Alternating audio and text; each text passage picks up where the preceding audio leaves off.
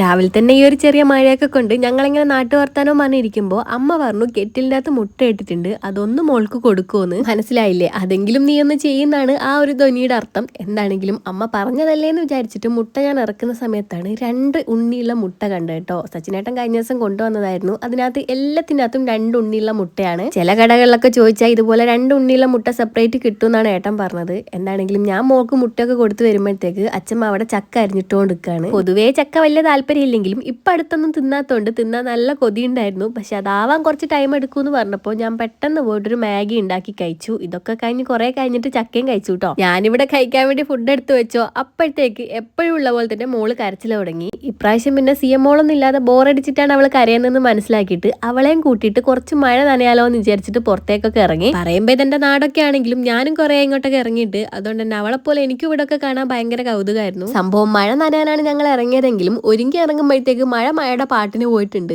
മോളും ആദ്യമായിട്ടായിരിക്കും മഴ നനയാനായിട്ട് ഇതുപോലെ കോട്ടൊക്കെ ഇട്ട് ഇറങ്ങുന്നത്. പിന്നെ ഈ ഒരു കോട്ട് കഴിഞ്ഞ കൊല്ലം സിയമോൾക്ക് സ്കൂളിൽ പോകാൻ വേണ്ടി വാങ്ങിയതാണെങ്കിലും ഇക്കൊല്ലം അത് കട്ട് ചെയ്തിട്ടാണ് ഇസമോൾ ഇട്ടിട്ടുള്ളത്. എന്തായാലും ഇന്നത്തെ വീഡിയോ അത്രേ ഉള്ളൂ. ഇതുപോലെ മക്കളൊക്കെ സ്കൂളിൽ പോകുമ്പോൾ ഇടാൻ പറ്റുന്ന കുഞ്ഞു കോട്ട് വേണമെങ്കിൽ മോൾ ടാഗ് ചെയ്ത് കൊടുക്കാം കേട്ടോ.